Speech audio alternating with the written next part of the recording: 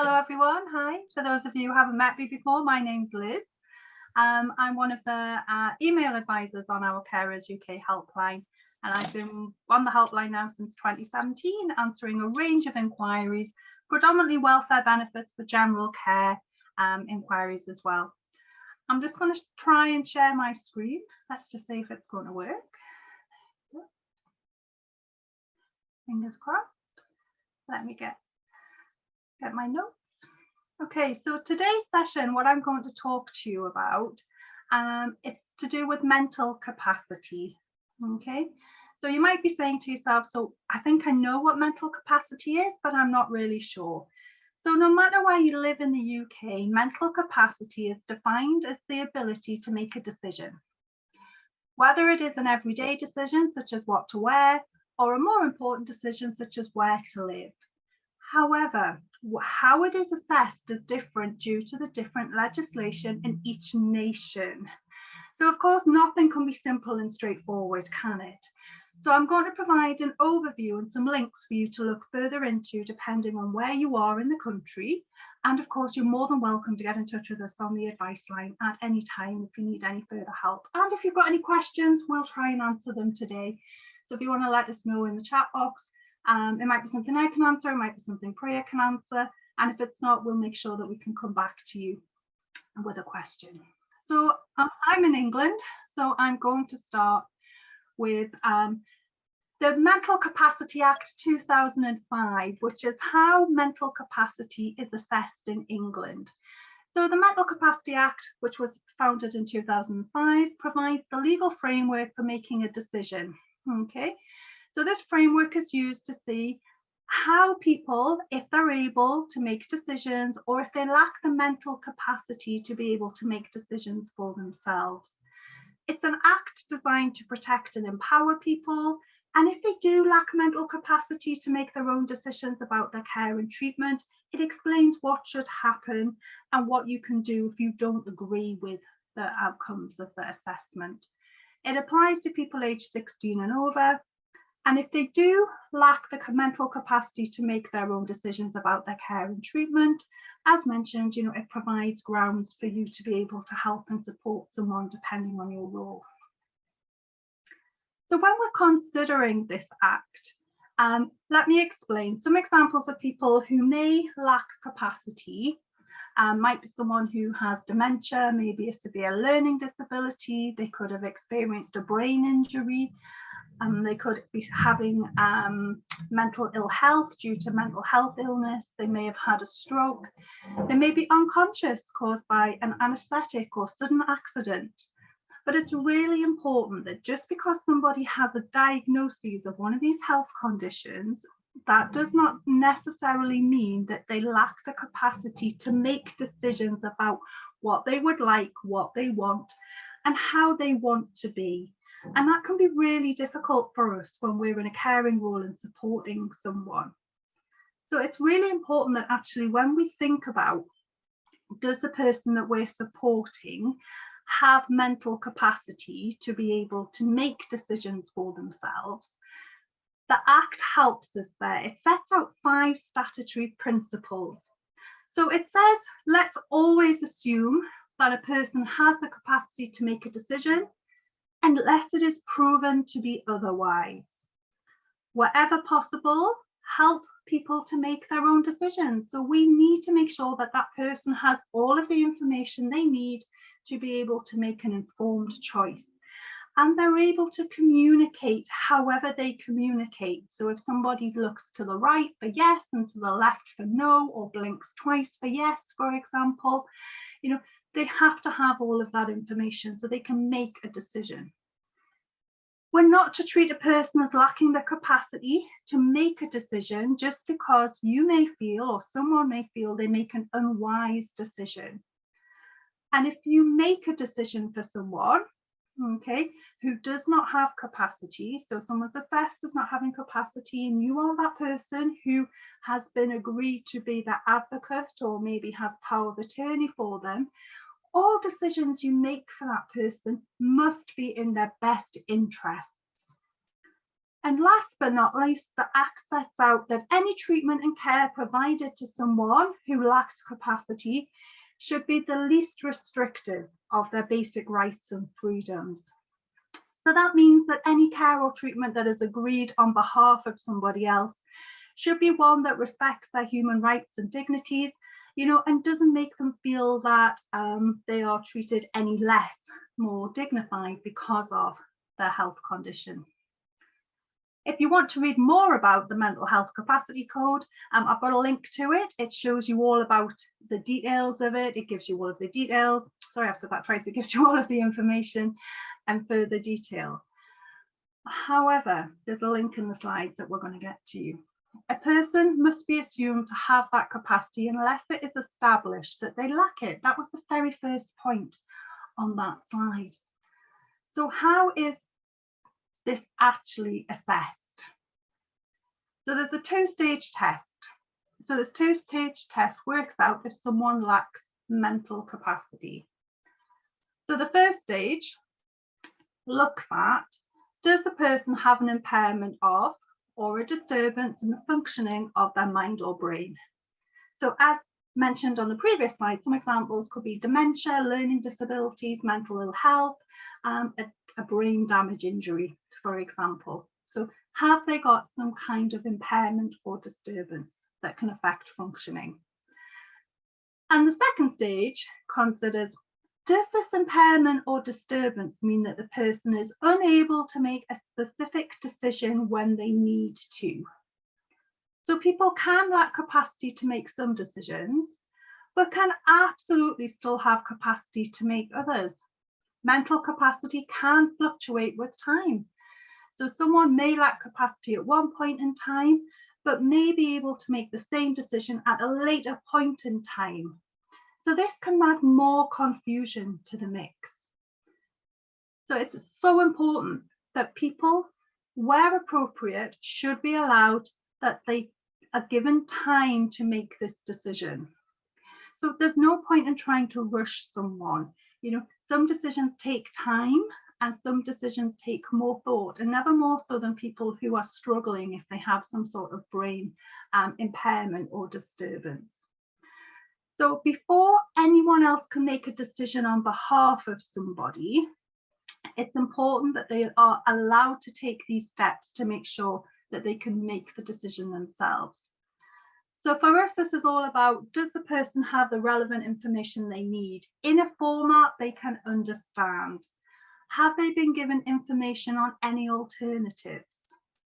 Could that information be explained or presented in a way that's easier? So for example, using visual aids. Have different methods of communication, such as eye blinking, been considered and explored, especially if that's their normal way of communicating? Has communication been done with a friend or a family member, their carer or their advocate, a person who knows them well? And this is a really important one. Are there any particular times of a day when a person's understanding is better, or any locations where that person may feel more at ease? If none of these have been put in place, the decision will need to be delayed until that person is in a better place to be able to make the decision, okay, or at least try to make a decision. This is what the assessment process is for us here in England and Wales. We get asked a lot, actually, who assesses mental capacity? And there is no easy answer.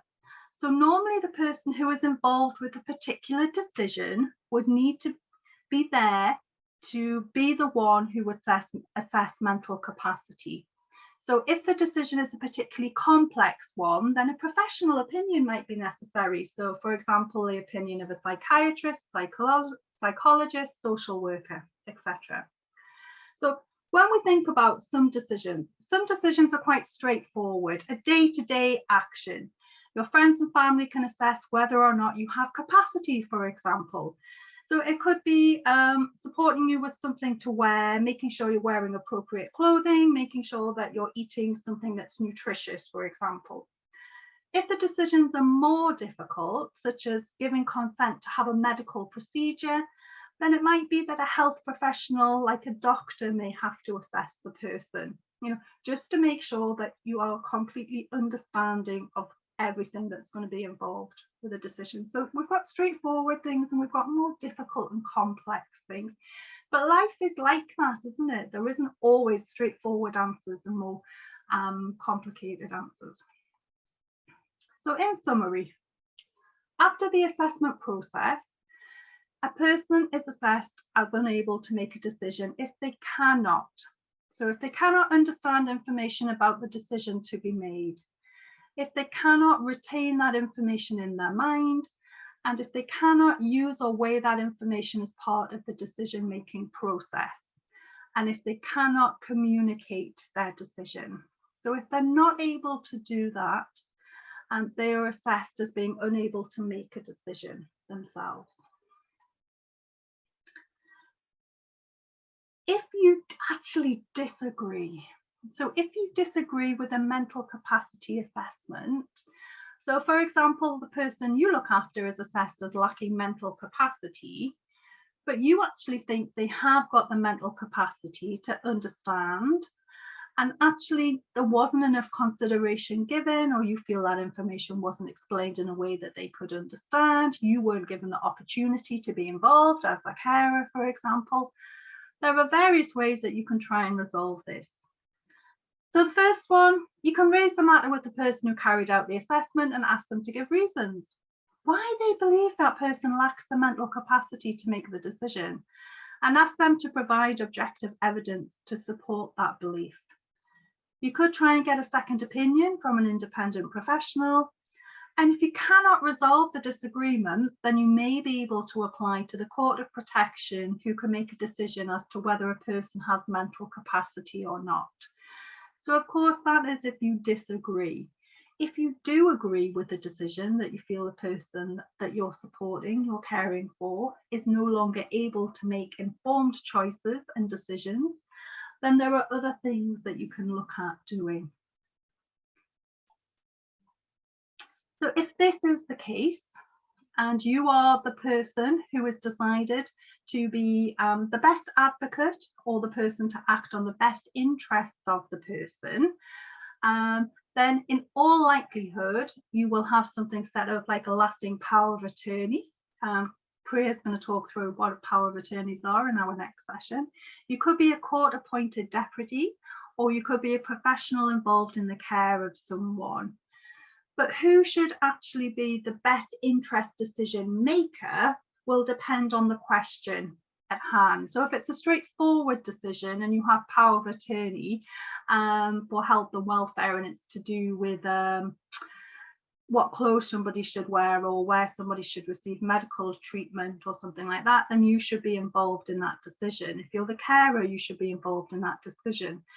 But the person with the legal right to make the decision should always be involved in any decision making. If the decision is about financial affairs, for example, and you don't have power of attorney to help somebody with their finances, then you're going to have to look to see what other things are in place to support somebody. There's a leaflet link that went into the chat box there about managing the affairs of somebody, and it goes through a lot of the information that myself and Priya are covering today. But it's really important that if somebody has a legal right to act on someone's behalf, that they are involved. And let's not forget that it's always got to be about best interests of the person. It's no good somebody suddenly taking decisions completely on behalf of somebody else, but not actually thinking about what did that person want? What would they like? What have they done in the past? Have they expressed any wishes or feelings about how they would like to be treated and what they would like consideration to be given to? If we don't take that into account as a person acting on behalf of someone who is deemed as not having mental capacity, then you are not acting in their best interests. And as such, you could be looked at to see if you are actually the best person. So it's quite a long-winded process when someone's assessing mental capacity, and it can happen and for a number of reasons. So if someone's in hospital and is making decisions that maybe somebody feels isn't actually at the best course of action for them, it might be that you raise concerns, it might be that a hospital worker raised concerns, it might be that the The person themselves is raising concerns about, am I making the right decision? So this process can be triggered at any time.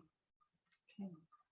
Quite a lot there to think about, but there is a couple of links there for some extra information. I'm going to move to Scotland next.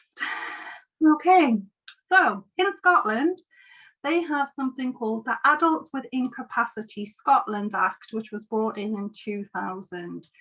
And this is the legal framework for making decisions on behalf of people who lack mental capacity to make decisions themselves. So this is a completely different piece of legislation. And as it's completely different, it too sets out 5 statutory principles. Now, these statutory principles are the foundation stones, and these set out what the criteria is about whether someone is classed as being able to make decisions for themselves in Scotland. So the first thing that's considered is that any action or decision taken must benefit the person and only be taken when the benefit cannot reasonably be achieved without it. The second principle is that any action or decision taken should be the minimum necessary to achieve that purpose. Again, it should be the option that restricts the person's freedom as little as possible. The next thing that we need to think about is in deciding if an action or decision is to be made, that they should be taken into account the feelings of past and present wishes of the person, as far as you are aware and you're able to ascertain. So you can see there is common threads here, but the weighting is slightly different. The decision maker should be the person to take into account the views of others with an interest in the person's welfare. And that's an important one to remember, because in Scotland, there's a slightly different assessment process. And of course, encouragement should be given to that person to be able to use existing skills and to develop new skills as well. I did mention the assessment process was slightly different. They use, again, a 2-stage test to work out if someone lacks capacity. So stage 1, again, it's thinking about, does that person have a mental disorder or severe communication difficulty because of a physical disability? Very similarly, it could include dementia, learning disabilities, brain damage, etc. So that person has to have a health condition or a mental disorder that will affect communication or their ability to be able to make decisions. And that's reflected in the second aim. Does this make that person unable to make a decision or decisions based on the information at hand?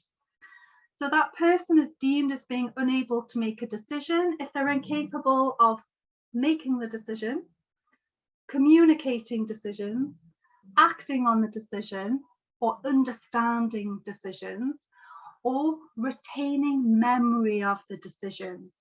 And for some people, they could, in the moment, make a decision, communicate that decision, be quite organized and quite coherent, and show that they understand the decision, but you might talk to them later on in the day, or maybe the next day, or maybe a week ahead, and they have no memory of making that decision. So this can be a slightly more tricky one for trying to prove that somebody is not mentally incapable if they are not able to retain that memory. Another slight difference between England and Wales and Scotland is that in Scotland, it is normally the local authority social work department in the area where the person who is being looked after and cared for lives, who will be involved in initially assessing the needs of a person who may have mental incapacity. So in most cases, the person's GP or consultant will also be involved in this assessment. So the focus is very much on social workers, social work departments, care managers, GPs and consultants assessing somebody's capacity, which is slightly different to England and Wales. So if you disagree with that mental capacity decision, for example, you look after a person who is assessed as lacking mental capacity, but you actually think they do have mental capacity. Again, you've got various ways to try and resolve it. Again, you can go back to the person who carried out the assessment and ask them to give reasons, normally in writing, and be as clear and concise as to why you believe that this is not the case, and ask them to provide that objective evidence. You could try and get a second opinion from an independent professional, or you could discuss it with someone called the Mental Welfare Commission, okay? And they can talk things over with you and provide support. And if you cannot resolve the disagreement, then you would be able to apply in Scotland to the Court of Session, who can make a decision as to whether a person has mental capacity. So it's quite different, the procedure, if you're in Scotland. I'm not sure what all of you are, you see, so I thought, well, if I just do a little overview of each nation, hopefully somebody will all be able to take something away from it. So what happens if the person you're assessed for is assessed as lacking mental capacity, and you actually agree that this is the case? So again, any decision that is made on their behalf has to be in accordance with those 5 statutory principles. So this is the case whether the person who is going to be the decision maker is a carer, has power of attorney, is a guardian, an intervener, or a professional.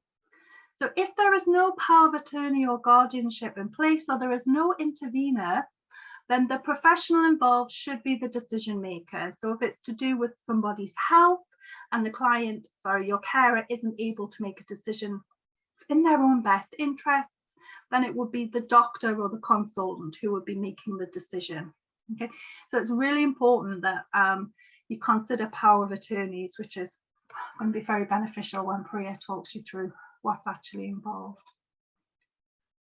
So the last thing that we're just going to look into is the Mental Capacity Act. And this is the Northern Ireland Act. Now, this is very, very different if you're based in Northern Ireland. So the Mental Capacity Act provides a framework for people who lack capacity to make a decision for themselves, and for those who have capacity to make preparations for a time when they lack capacity. It combines mental capacity and mental health law for people aged 16 and over in Northern Ireland.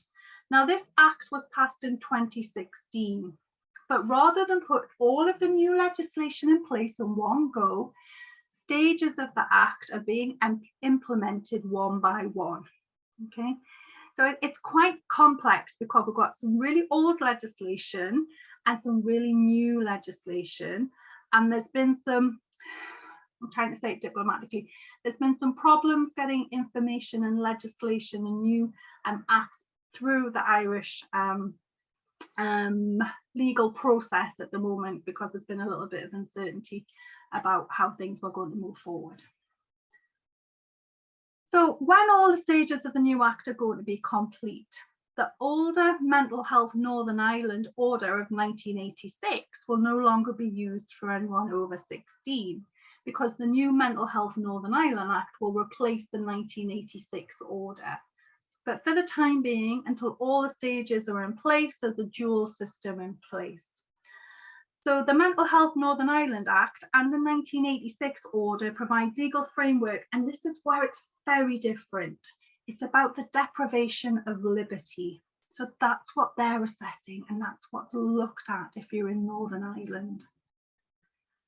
So the Mental Health Capacity Act provides safeguards around not only ensuring that mental capacity is considered and deprivation of liberty is used as a last resort almost, but the deprivation of liberty safeguards ensure that if someone does be seen to be lacking capacity, they do not have their liberty taken away. And a lot of this law is based in in European equality human rights law. So they work to very different legislation to we do in England, Wales and Scotland. So when someone is considering if the deprivation of liberty safeguard should be put in place, this is all about the decisions for a person's care, treatment or residence. And again, there is a little common thread here, and that's about ensuring best interests is accessible to the person, And of course, it's open to challenge if you feel that actually somebody has had a deprivation of liberty safeguard placed on them when they shouldn't, or if you feel somebody for their own safety should be getting extra help and support under this Act. It is quite complex and it is very different. So if it's something that you do want more information on, you're very welcome to email us directly, or there's a couple of links there that will take you through to the Act, the old Act, the new code, and how they can work together. So it's quite tricky if you're in Northern Ireland, I'm afraid. I don't know if any of you are, but the Northern Ireland Department of Health Code of Practice on Mental Capacity and the Northern Ireland Act and the Deprivation of Liberty Safeguards is available to you if you want to have a look into it a little bit further. Okay. It just depends on where you are and if it's something you're planning for the future or if it's something that you need help and support with now. So at that point, I'm very sorry that I have bamboozled you with acts and legislation and assessment processes, and I've also given you it across 4 nations. So if anybody would like any further information, please ask any questions, or if you would prefer to have a read through of the links and the slides, Ellie's going to send out to you either tomorrow or the next day and then come back. Email us at advice@carersuk.org. Hi everyone, so I'm Priya and I'm one of the advisors in the care and support team, and so you may have contacted me by email and I may have advised you. So it's nice to see you all this evening. I'm just going to share my screen.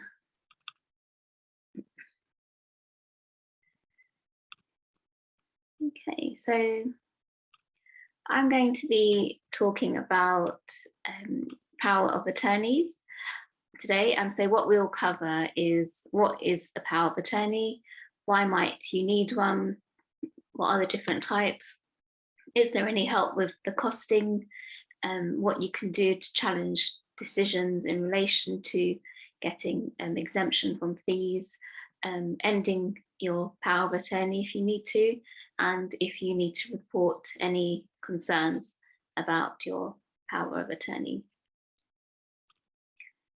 So first things first, a power of attorney is a legal document, and that legal document allows somebody to make decisions for you or act on your behalf. And this is if you're no longer able to do so, or if you no longer want to make your own decisions. The power of attorney document is a written authorization to represent or act on another person's behalf in their private affairs, business, or other legal matters.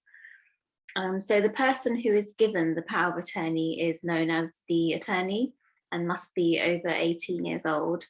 And the person who appoints the attorney is called a donor. And most people do generally choose to appoint more than one attorney when they make their applications. So you might be thinking, when might you need to think about this? So it is over the last, say 5-10 years, it has become more apparent that people are doing this more often now when making their wills. They're also doing this alongside it. But putting in place a power of attorney can give you peace of mind that someone that you trust is in charge of your affairs. So there are 3 main types of power of attorneys. The first one, which is the most common one, is the lasting power of attorney. And this is made by a donor to ensure that their attorney would be able to make decisions on their behalf if they're no longer able to. So a donor can choose to make both types of power of attorneys or just the one. The 2 types are health and welfare and property and financial affairs. So the first one, which is the health and welfare one, people use this lasting power of attorney to give the attorney the power to make decisions about matters such as, your daily routine, your medical care, if you're moving into a care home, and possibly life-sustaining treatment as well. This power of attorney can only be used when you're unable to make your own decisions. The second lasting power of attorney is the property and financial affairs. And so you use this one when you give an attorney the power to make decisions about your property and money, or managing a bank or building society account, or perhaps paying bills or collecting benefits, or selling your home, or perhaps a pension. This power of attorney can be used as soon as it is registered, if you give your consent to.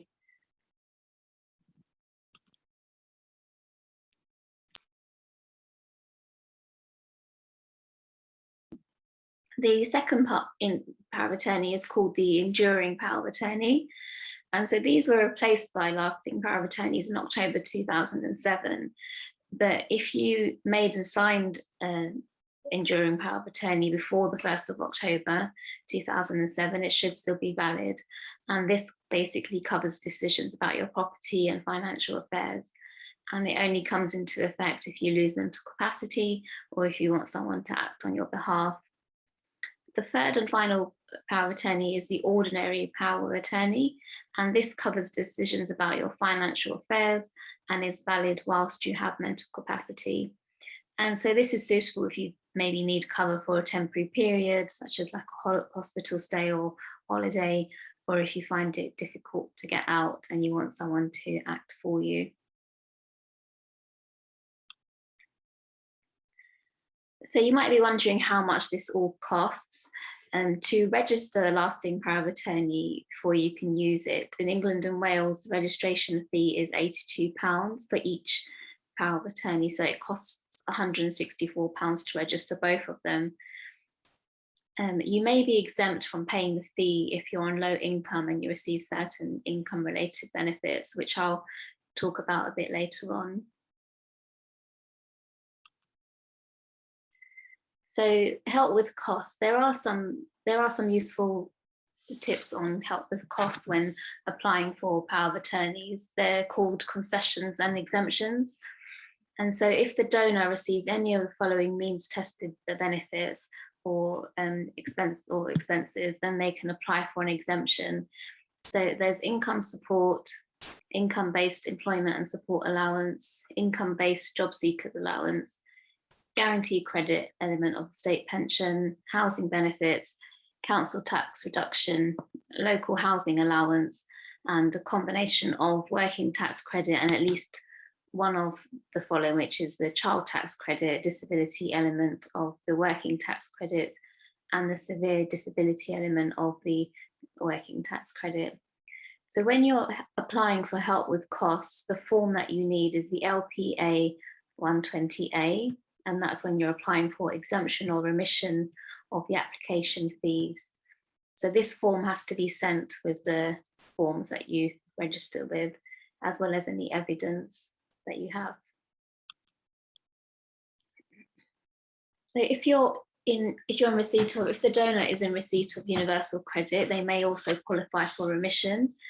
The evidence that you need to supply would be the copies of letter which shows the universal credit, such as the online statements or any letters that you have that confirm the benefit. The letter has to include the name of the donor, the address and postcode. You may also be able to get help with costs if you're on low income. So if you're on less than £12,000 of an gross annual income, then you may be eligible for a 50% reduction of the fee.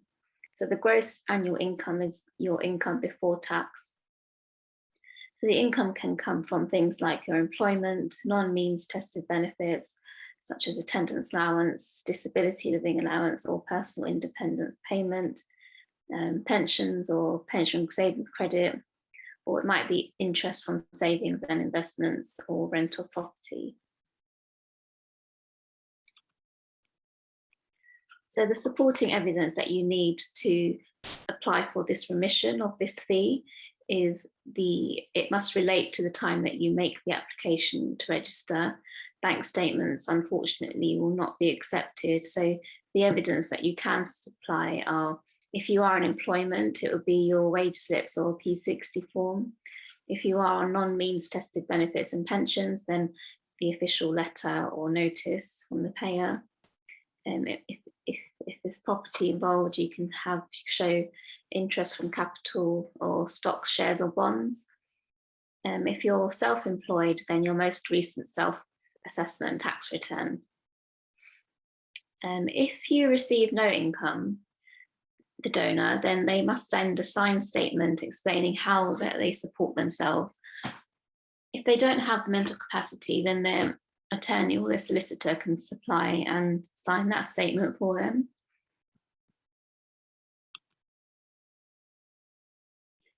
So in circumstances where you don't fit in that criteria for the remission or exemption, but paying fees would cause some sort of financial hardship. I mean, for example, it might be that paying would mean that you can't meet normal living costs, which, as everybody knows, has gone up in the last few months. You can also apply to have your fees waived. What you need to do is you need to write to the Office of the Public Guardian explaining why payment of this registration of the lasting power of attorney would cause hardship, and enclose bank statements and any other documents that you have that shows all savings, income and outgoings.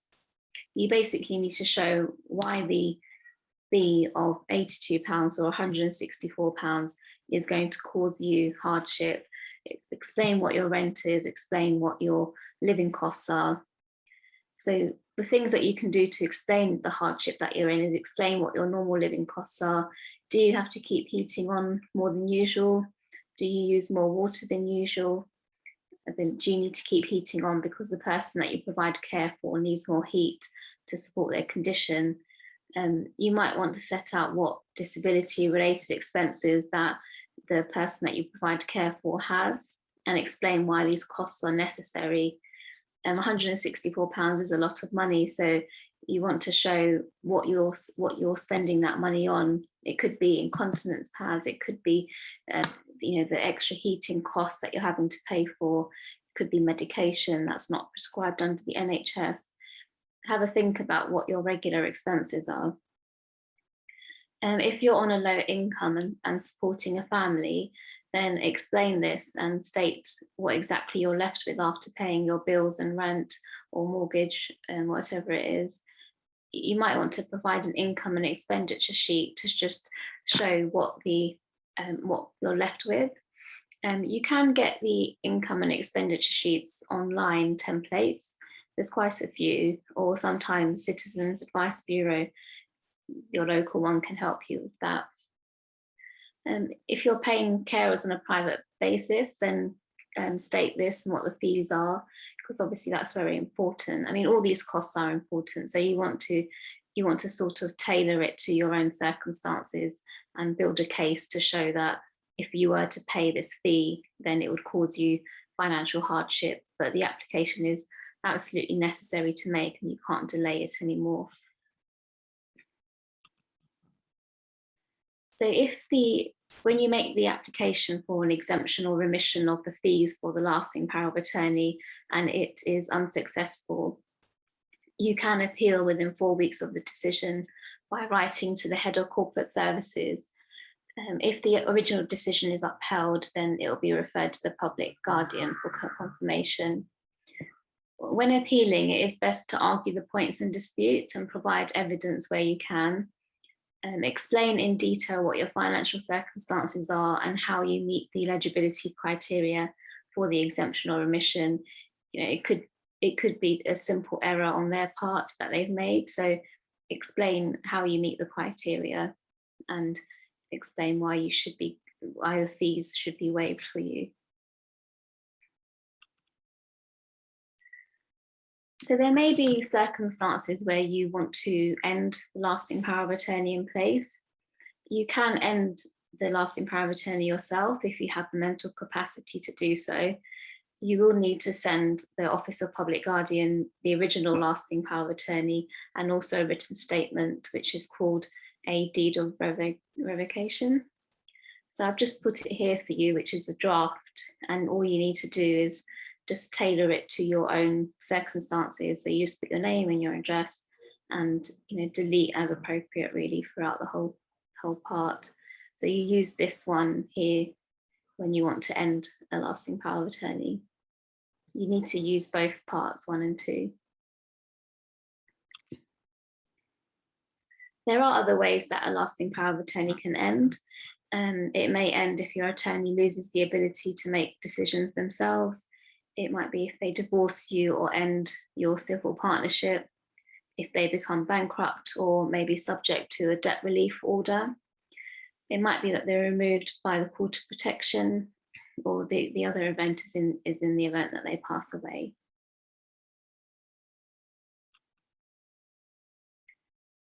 There may be circumstances where you might want to report concerns about your lasting power of attorney. This does happen, and we have had some inquiries about it.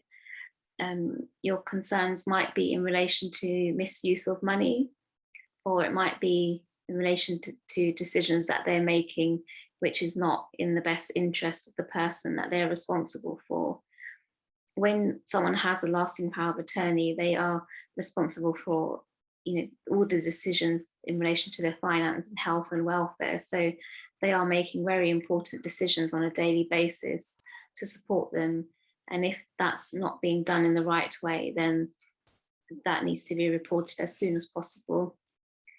So if this does happen, then in your report, you need to include information such as the donor's details, the date you first noted the concern, any evidence you have to support the concern. If it relates to misuse of money, you might be able to show bank statements to show transfer of funds, maybe. What you know about the donor's mental capacity, and also your own contact details. So you email the safeguarding unit at the Office of Public Guardian, and the email is here. It is important to remember to call 999 if someone is in immediate danger, or the local police if you think someone has committed a criminal offence. So you can do both at the same time, but if it's something urgent, then please do call 999 straight away and then report your concerns to the lasting power of attorney. Or if someone's committed a criminal offence, then call the police straight away and then do the concern afterwards.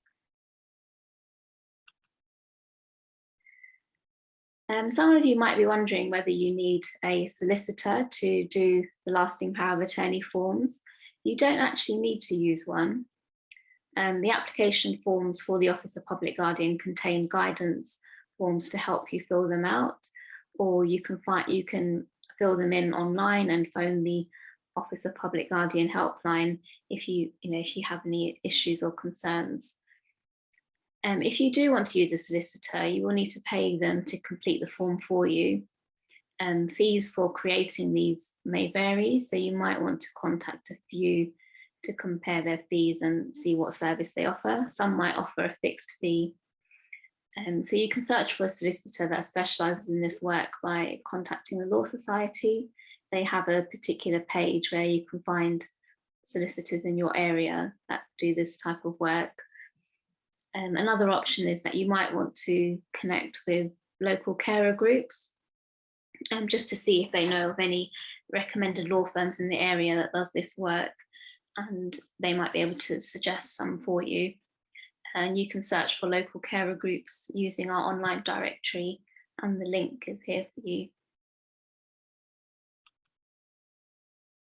And you can contact the Office of Public Guardian if you need help. This is all their contact details, their email, text, phone and telephone number.